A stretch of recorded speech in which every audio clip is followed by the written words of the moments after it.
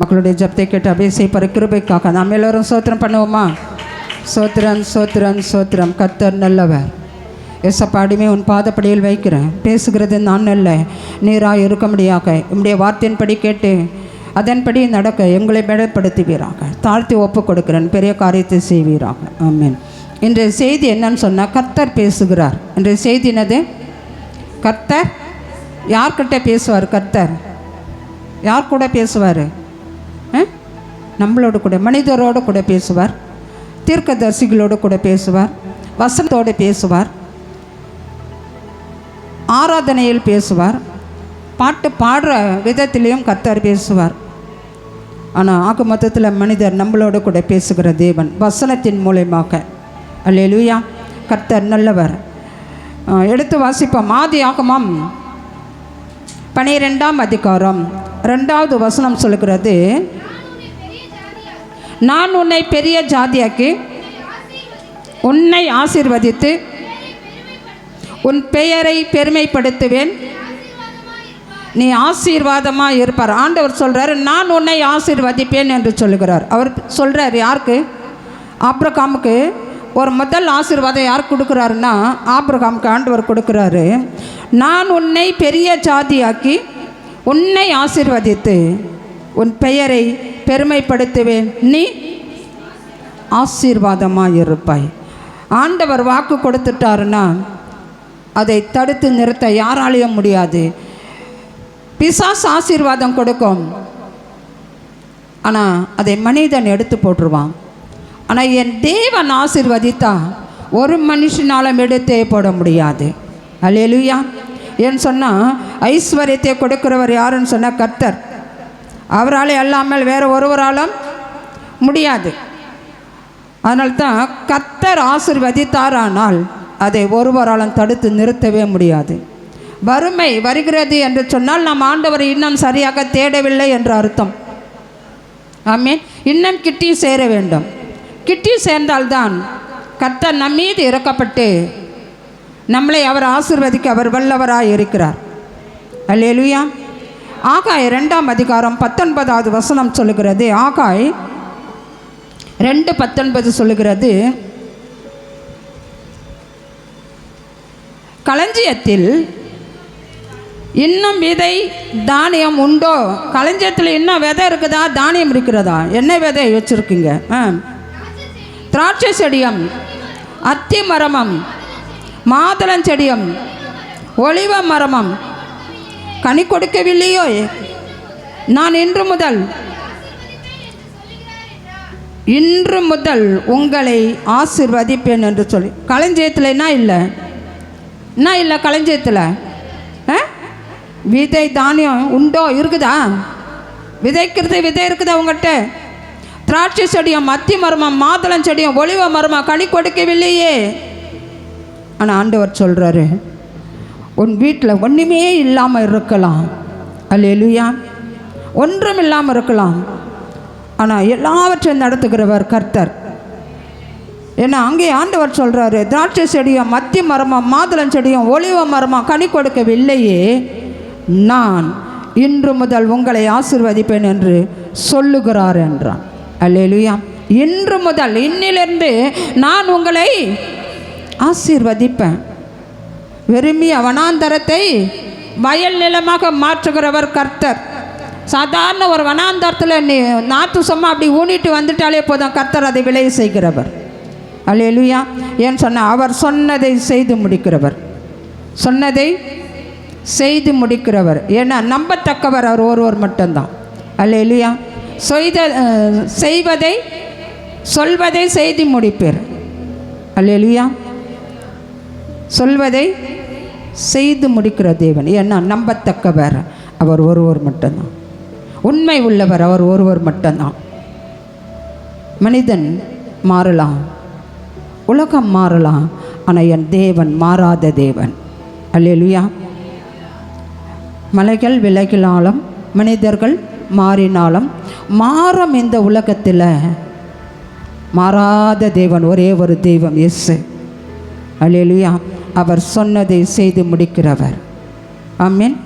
நான் உன்னை ஆசீர்வதிப்பேன்னு சொல்கிற ஒரு 5-7 பாயிண்ட்டை நம்ம பார்ப்போம். ஏன்னா கர்த்தர் என்ன பேசுகிறாருன்னு சொன்னால், உன்னை நான் ஆசீர்வதிப்பேன். ஒன்றுமே இல்லாத இருக்கிறதா? உன் வீட்டில் எண்ணெய் இல்லையா? ஆனால் இருக்கிற அந்த கொஞ்சம் எண்ணெய் பக்கத்து வீட்டில் இருக்கிற பாத்திரத்தை வாங்கி கொண்டு வந்து நிரப்பு. அப்போது அதை விற்று நீ என்ன பண்ணு?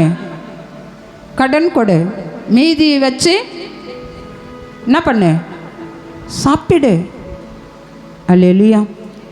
என்ன இல்லை, நான் ஆண்டவர் சமூகத்தில் கேட்டு பாருங்க. ஆண்டவர் நிச்சயமாக அதை நிறைவேற்ற அவர் வல்லவராக இருக்கிறார்.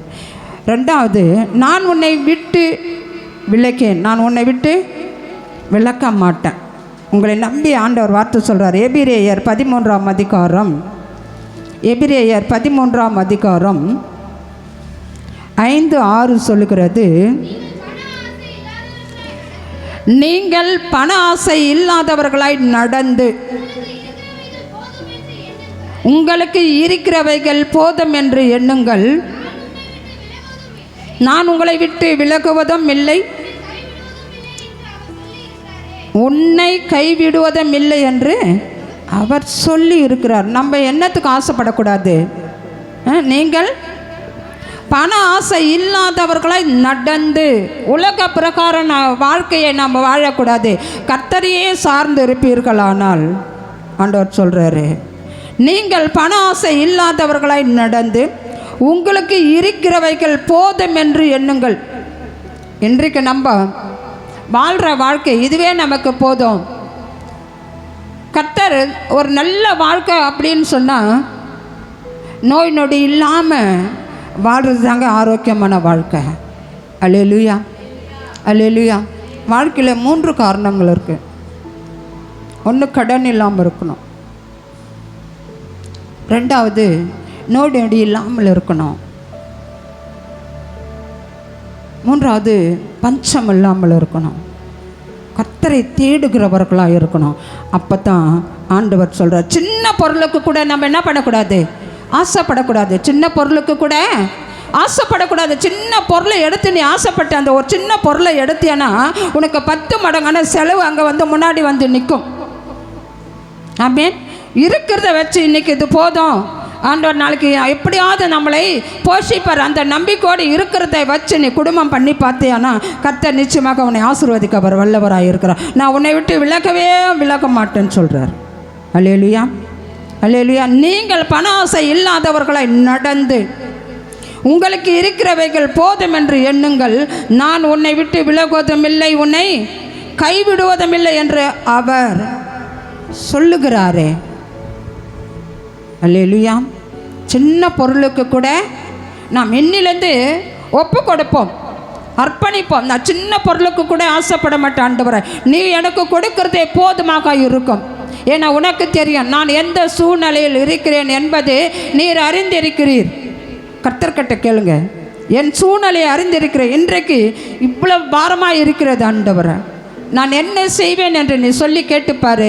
ஆண்டவர் நிச்சயமாக அதை நிறைவேற்ற அவர் வல்லவராக இருக்கிறார். அதனால தான் அழகாக வேதம் சொல்லுகிறது, சின்ன பொருளுக்கு கூட நீ என்ன பண்ணக்கூடாது? ஆசை இல்லாதவர்களை நடந்து உங்களுக்கு இருக்கிறவைகள் போதும் என்று எண்ணுங்கள். நான் உன்னை விட்டு விலகுவதும் இல்லை, உன்னை கைவிடுவதும் இல்லை. என்ன உன்னுடைய தேவை என்னதென்று அவருக்கு தெரியும். உன் தேவை என்னது என்பது அவருக்கு தெரியும். உன் தேவையை பூர்த்தி செய்கிறவர் கர்த்தர். ஆகாயத்து பறவைகளை போஷிக்கிற தேவன். அவர்களுடைய விசேஷித்தவர்கள் மனிதர்கள் நாம் அல்லவா? நம்மை அவர் என்ன பண்ணுவார்? போஷிக்க வல்லவராக இருக்கிறார். 6வது வசனம் சொல்லுகிறது, அதனாலே நாம் தைரியம் கொண்டு கர்த்தர் எனக்கு சகாயர், நான் பயப்படேன்,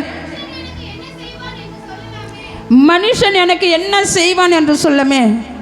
அதனாலே நாம் தைரியம் கொண்டு கர்த்தர் எனக்கு சகாயர், கர்த்தர் எனக்கு சகாயர், நான் பயப்படேன், மனுஷன் எனக்கு என்ன செய்வான்.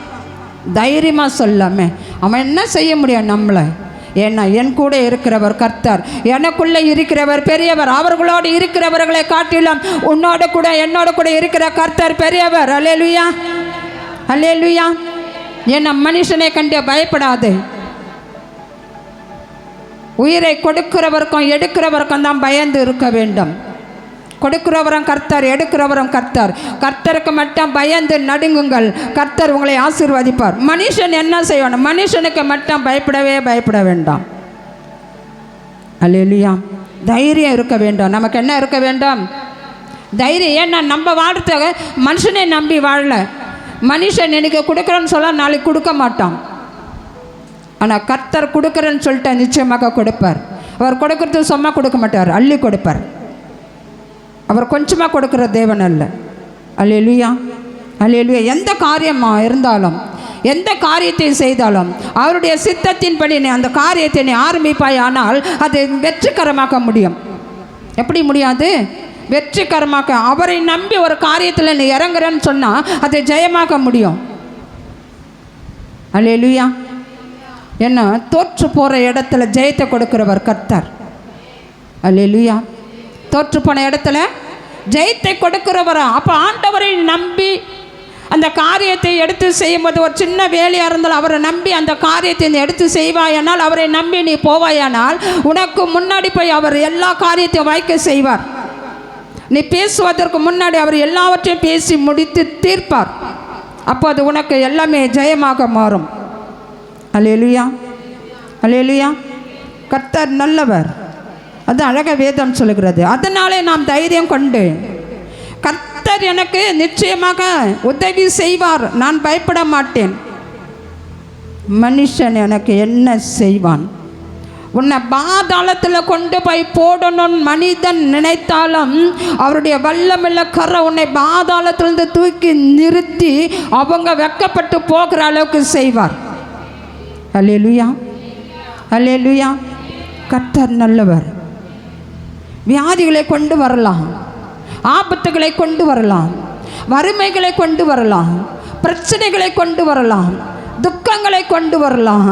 ஆனால் எல்லாவற்றிலும் கர்த்தர் உனக்குள்ளே இருப்பாரானால் அந்த இடத்துல கர்த்தர் ஒரு வெற்றியை கர்த்தர் உன்னை காண செய்வார். தலை குனிந்த இடத்துல நிம்மர செய்ய வைக்கிறவர் கர்த்தர். அல்லேலூயா, அல்லேலூயா. கர்த்தர் பெரியவர். மனிதன் உங்களை ஒன்றும் பண்ணவே முடியாது. ஏன்னா கர்த்தர் உனக்குள்ளே இருப்பாரானால்.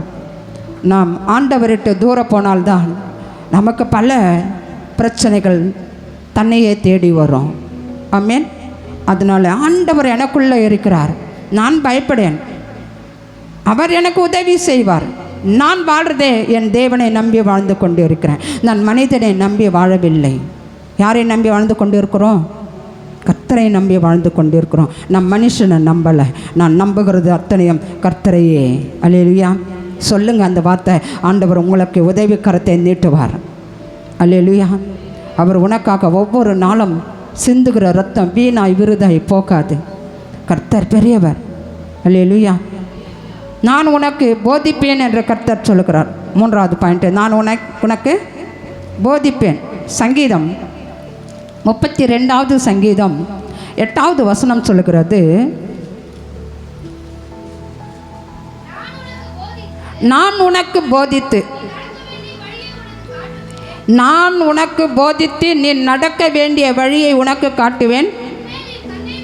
உன்மேல் என் கண்ணை வைத்து உனக்கு ஆலோசனை சொல்லுவேன். அல்லேலூயா. ஆண்டவர் பாருங்க, ஆண்டவர் என்ன பண்ணுறாரோ சொல்லி கொடுக்குறாராம், பேசுகிறாராம். நம்மளோட கூட, மனிதரோட கூட ஆண்டவர் என்ன பண்ணுறாரு? பேசுகிறாரு, ஆலோசனை கொடுக்குறாரு. அல்லேலூயா. நம்ம போகிற வழி சரியா தவறான்ற நமக்கு தெரியாது. ஆனால் ஆண்டவர் உணர்த்துவார், நீ போகிற பாதை சரியில்லைப்பா, இந்த பாதை விட்டு நீ நேராக தேஞ்ச வழியே போ, நல்ல பாதையை போ என்று சொல்லி ஆண்டவர் வழி நடத்துவார்.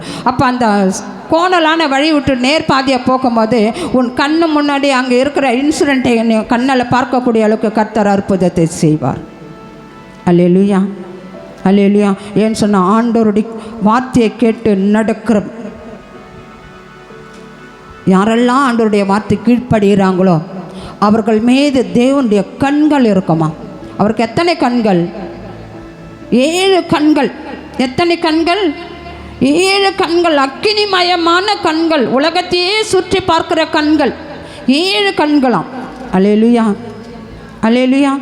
அவர் உன்மேல் கண்ணை வைத்து உனக்கு ஆலோசனை சொல்லுவேன் என்று கர்த்தர் சொல்கிறார். நீ படுத்திருந்தாலும் எழுந்திருந்தாலும் அவருடைய கண் உன்னை நோக்கி கொண்டு இருக்கிறது. மகனே மகளே என்று சொல்லி அவர் உன்னை பார்த்து கொண்டு இருக்கிறார். எந்த பாதையில் போய்கொண்டு இருக்கிற, நீ எந்த சூழ்நிலையில் இருக்கிற என்பதை அவர் பார்த்து கொண்டு இருக்கிறார். உன் சூழ்நிலையை மாற்றுகிறவர் கர்த்தர். அல்லேலூயா. உன் சூழ்நிலையை மாற்றுகிறவர் கர்த்தர். அதனால்தான் அவருடைய கண்ணு உன்னை பார்த்து கொண்டு இருக்கிறது. பலவீனமாக இருக்குது என்று சொன்னால் பலத்தை கொடுக்கிறவர் கர்த்தர். அவருடைய கண் நோக்கி பார்த்தாலே போதும், உன் சரீரத்தில் இருக்கிற எல்லா பலவீனங்களும் ஓடி போகும். அல்லேலூயா, அல்லேலூயா. கர்த்தர் நல்லவர். நான் உன்னை விடுவிப்பேன் என்று கர்த்தர் சொல்கிறார். அடுத்த பாயிண்ட், நான் உன்னை விடுவிப்பேன். சங்கீதம் 50ஆம் அதிகாரம் 15வது வசனம் சொல்கிறது, ஆபத்து காலத்தில் என்னை நோக்கி கூப்பிடு, நான் உன்னை விடுவிப்பேன், நீ என்னை மகிமைப்படுத்தும். ஆபத்து காலத்தில் என்னை நோக்கி கூப்பிடு, நான் உன்னை விடுவிப்பேன், நீ என்னை மகிமைப்படுத்துவாய். மனிதர்கள் நின்று ஒரு இன்சிடெண்ட் நடக்குது அப்படின்னு சொன்னால் யாருமே கிட்ட போய் நெருங்கி என்ன பண்ண மாட்டாங்க, உடனே போய் தூக்க மாட்டாங்க, கொஞ்சம் நேரம் நின்று பார்த்து கொண்டு இருப்பாங்க.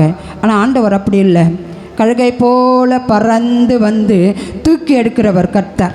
அவனுக்கு ஆபத்துன்னு அவருக்கு தெரியும். அவர் வர்றதுக்குள்ளே ஒரு கண்ணிமை பொழுதில் அந்த இன்சிடெண்ட் நடக்கும்.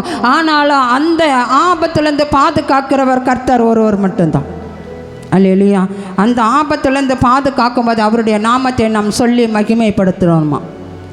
அல்லேலூயா. கொஞ்சம் எல்லோரும் யோசித்து பாருங்கள், யார் யாருக்கு எத்தனை ஆபத்துக்கள் இருந்திருக்கும், எத்தனை ஆபத்துலேருந்து ஆண்டவர் காப்பாற்றி இருப்பார். அல்லேலூயா, அல்லேலூயா.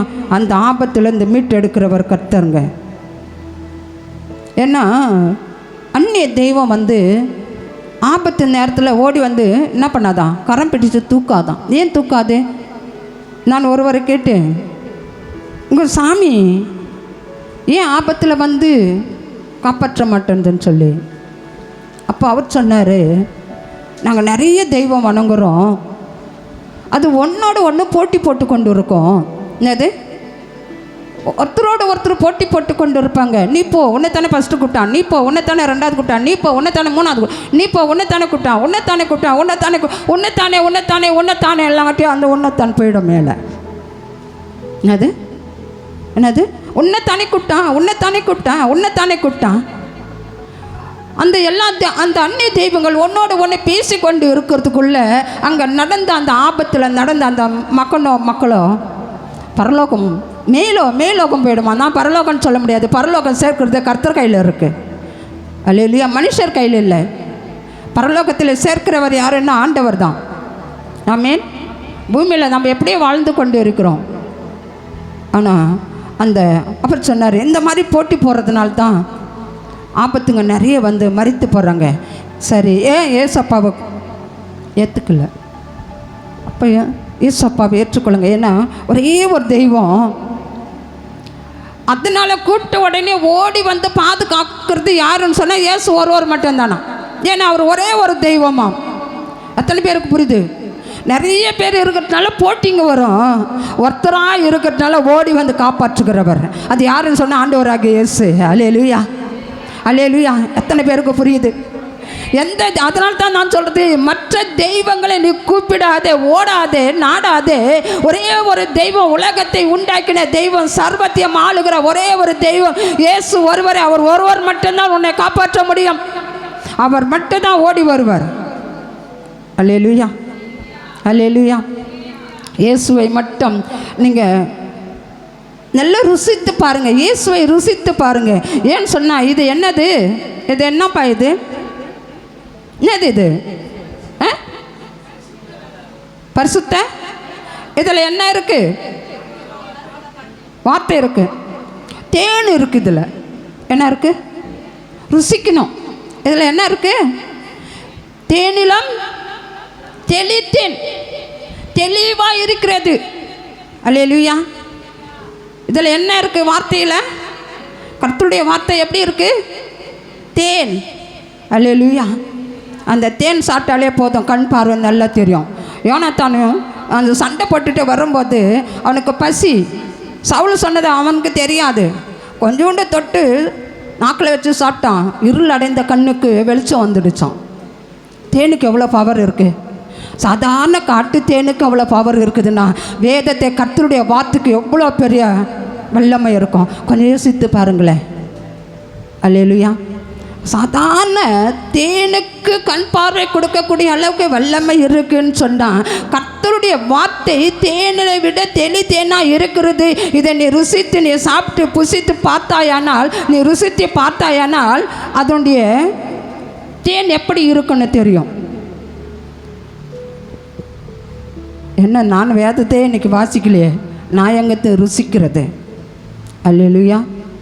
நமக்கு பிரச்சனைன்னு வரும்போது ஜபம் கூட பண்ண மாட்டோம். ஏன்? சரி விடு, நம்மளுக்கு தான் உடம்பு சரியில்லை, நமக்கு பாரமாக இருக்குது, நாளைக்கு பார்த்துக்கலாம், நாளைக்கு பார்த்துக்கலாம், நாளைக்கு பார்த்துக்கலாம், நாளைக்கு பார்த்துக்கலாம்னா நாளைக்கு நாளைக்கு நாளைக்கு கூட்டிக்கிட்டே வரும் பிரச்சனை. ஆனால் அந்த பிரச்சனையில் நீ உக்காந்து முழங்கால் படிவிட்டு ஒரு 2 நிமிஷம், ஒரு 5 நிமிஷம் கர்த்தரை நோக்கி கூப்பிட்டு பாரு. அந்த 5 நிமிஷம் கழிச்சு நீ வெளியே போனேன்னா உனக்கு மதில் போல் வர்ற பிரச்சனை கூட தானாக மறைந்து போகும். அல்லேலூயா. பாதுகாக்கிற கர்த்தர் உன்னோடு கூட இருக்கிறார். நான் உன்னை விடுவிப்பேன். அல்லேலூயா. அல்லேலூயா.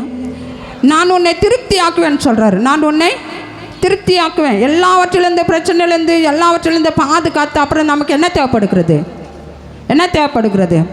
வியாதியிலேருந்து சாப்பிட முடியாமல் இருந்து கொஞ்சம் பலன் அடைந்த பிறகு நமக்கு என்ன தேவைப்படும்? என்ன தேவைப்படும்? சாப்பிடாமல் கெடுக்கிற கொஞ்சம் தெளிவடைஞ்ச பிறகு நீ என்ன பண்ணணும்? சாப்பிடணும். அப்போ என்ன தேவைப்படுது? ஆகாரம் தேவைப்படுது. என்ன தேவைப்படுது? ஆகாரம். அந்த ஆகாரம் முதல்ல இதை சாப்பிட்டு அதுக்கப்புறம் கயனியில் வளையிற ஆகாரத்தை சாப்பிட்டு பாரு, அது டபுள் மடங்கு பலனை கொடுக்கும். அல்லேலூயா. இன்று இந்த இடத்துல நாங்கள்லாம் என்ன பேசுகிறோன்னா, கயனில் வளையிறது அந்த பலத்தை விட என் தேவனுடைய வார்த்தையினால் வருகிற பலனில் உட்காந்து நின்று பேசி கொண்டு இருக்கிறோம். அல்லேலூயா. அல்லேலூயா. அது தேவன் கொடுக்குற பலன். ஆமே. நான் உன்னை திருப்தி ஆக்குவேன். எதனால் திருப்தி ஆக்குறாரு? சங்கீதம் 81:16 சொல்லுது. சங்கீதம் 81:16 உச்சிதமான கோதுமையினால் அவர்களை போஷிப்பார், கண்மலையின் தேனினால் உன்னை திருப்தி ஆக்குவாராம். கோதுமையினால் உன்னை போஷிப்பார். கோதுமை நல்ல ஸ்ட்ரென்த்து தானே. உடம்பு வெயிட்டு போகிறதுக்கும் கோதுமை, உடம்பு இழைக்கிறதுக்கும் கோதுமை. ஆமே. எண்ணெய் போட்டால் கொலஸ்ட்ரால், உடம்பு பெருகும். அது எண்ணெய் இல்லாத வரட்டியாக செஞ்சு சாப்பிட்டு 2 சாப்பிட்டு பாருங்கள், அது உடம்பு என்ன பண்ணும்? குறைச்சிடும். சாதாரண ஒரு கோதுமைக்கு அப்படி இருக்கு. அப்போ அந்த தேனுக்கு எவ்வளோ இருக்கும்? அல்லேலூயா. அல்லேலூயா. உச்சிதமான கோதுமையினால் அவர்களை போஷிப்பார், கண்மலையின் தேனினால் உன்னை திருப்தி ஆக்குவேன் என்று கர்த்தர் சொல்கிறார். கண்மலையின் தேனின்னா இயேசு கிறிஸ்துவின் வார்த்தையினாலே உன்னை நான் திருப்தி ஆக்குவேன் என்று கர்த்தர் சொல்லுகிறார். அல்லேலூயா. அல்லேலூயா. கர்த்தர் நல்லவர். அது ஆண்டவர் பேசிக்கொண்டு இருக்கிறது.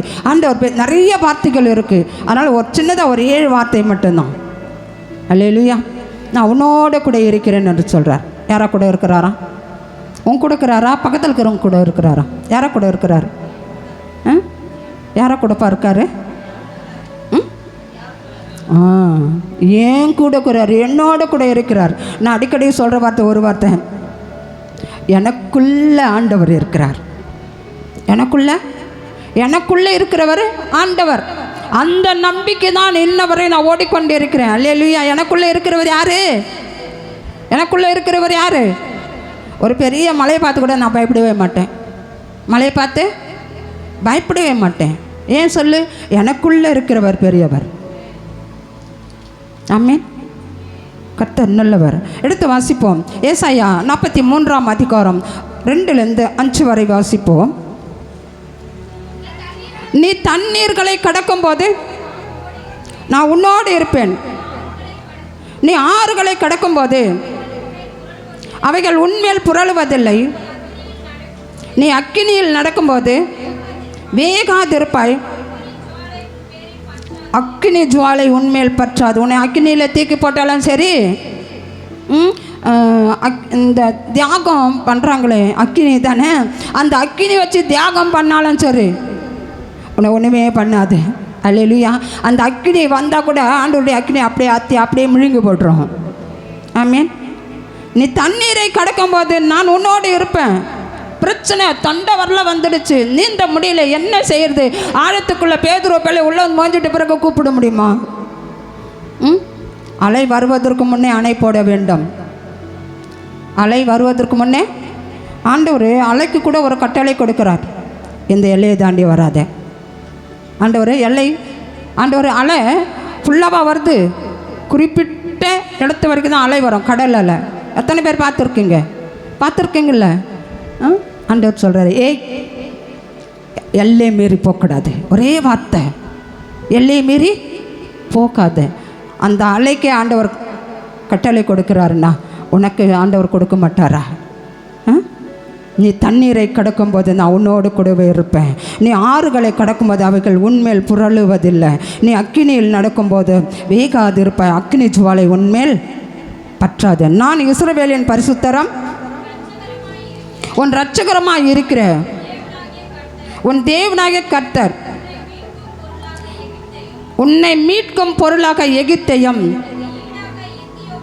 உனக்கு ஈடாக எத்தியோப்பியாவையும் சேபாவையும் கொடுத்தேன். உனக்கு ஈடாக எதை கொடுத்தாரா? எகிப்தியும் எத்தியோப்பியாவையும் சேபாவையும், அந்த மூன்றே நான் உனக்கு கொடுத்தேன். நீ கவலையே படாத. அல்லேலூயா.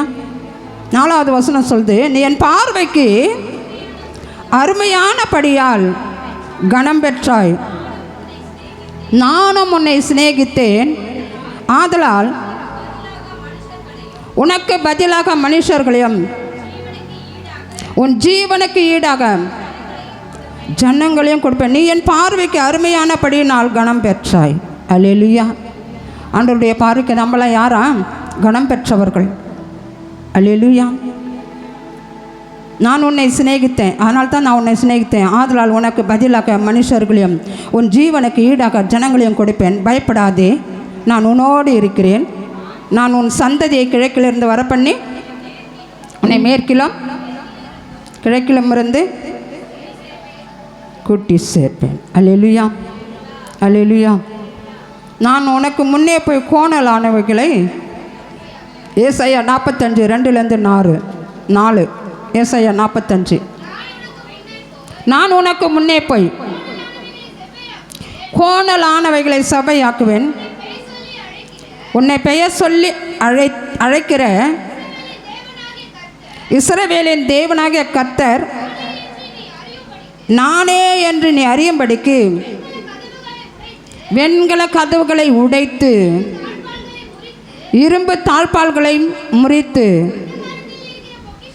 அந்த காரியத்தில் இருக்கிற பொக்கிஷங்களையும் ஒளிப்பீடத்தில் இருக்கிற புதையல்களையும் உனக்கு கொடுப்பேன். நான் என் தாசனாகி யாக்கோப்பின் நிமித்தமும் நான் தெரிந்து கொண்ட இஸ்ரவேலின் நிமித்தமும் நான் உன்னை பெயர் சொல்லி அழைத்து நீ என்னை அறியாது இருந்த உனக்கு நாமம் தெரியும். ஆண்டவர் சொல்கிறாரு, உன்னை பெயர் சொல்லி அழைத்தேன். அல்லேலூயா.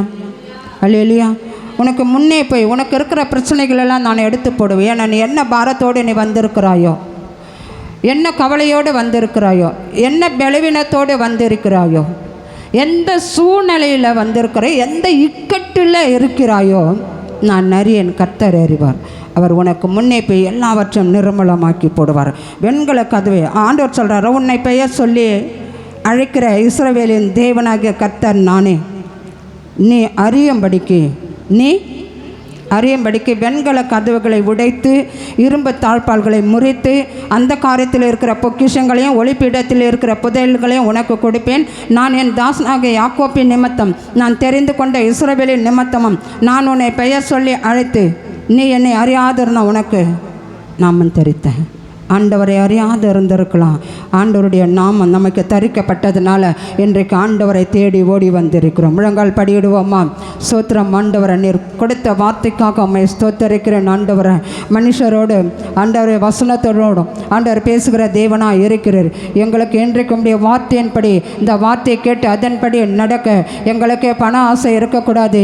எங்களுக்காக வெண்கல கதவுகளை இரும்பு தாழ்பாளைகளை முறிக்கிற கர்த்தர் பெரியவராக இருக்கிறீர். நான் தண்ணியில் முழுக்கும் போது கூட என்னோட கூட இருக்கிறீர் ஆண்டவரே. நான் ஆறுகளில் நடக்கும்போது கூட என் மீது பொருளாதபடிக்கு பாதுகாக்கிற கர்த்தர் நீராக இருக்கிறீர். அக்னி ஜுவாலை என்னை பற்றாதபடிக்கு கர்த்தர் தேவ தூதர்களை கொண்டு என்னை பாதுகாக்கிறீர். சொல்லலாமா? ஆண்டவரே, வந்த ஒவ்வொரு பிள்ளைகளை கர்த்தர் நீர் ஆசீர்வதிக்கும்படியாக, அவங்க எந்த சூழ்நிலையில் இருந்தாலும் அதை கர்த்தர் நீங்கள் அவர்களை ஆண்டவரே அவர்களை கம்பீரமாய் இருக்க கிருபை பாராட்ட முடியாது. நான் செபிக்கிறப்பா, உடைய நாம மட்டும் மகிமைப்படட்டும். கிருபையாக இறங்குவீராக. தாழ்த்தி ஒப்பு கொடுக்கிறேன். பெரிய காரியத்தை செய்வீராக. இயேசுவின் நாமத்தில் செபிக்கிறேன் பிதாவே. ஆமேன், ஆமேன், ஆமேன். என் ஆத்துமாவே கர்த்தரை ஸ்தோத்திரி, என் முழு உள்ளமே அவருடைய பரிசுத்த நாமத்தை ஸ்தோத்திரி. என் ஆத்துமாவே கர்த்தரை ஸ்தோத்திரி, அவர் செய்த சகல உபகாரங்களையும் மறவாதே. ஆமேன். பிதாவாகிய தேவனாலும் தம்முடைய கர்த்தராக இருக்கிற இயேசு கிறிஸ்துவின் கிருபையும் பரிசுத்த ஆவியானவருடைய அன்பும் மன்னியின் ஐக்கியமும் சமாதானமும் இன்றும் என்றும் எப்போது உங்களோடு கூட இருப்பதாக. ஆமேன். அல்லேலூயா, அல்லேலூயா, அல்லேலூயா. கர்த்தர் உங்களை நிறைவாய் ஆசீர்வதிப்பாராக. பிதா குமாரன் பரிசுத்த ஆவியின் நாமத்தினாலே உங்களை நான் வாழ்த்துகிறேன், ஆசீர்வதிக்கிறேன். ஒருவருக்கொருவர் சமாதானத்தை அறிவித்துக் கொள்ளுங்கள். சமாதானத்தின் தேவன் உங்களோடு கூட இருப்பாராக. ஆமேன், ஆமேன், ஆமேன். God bless you.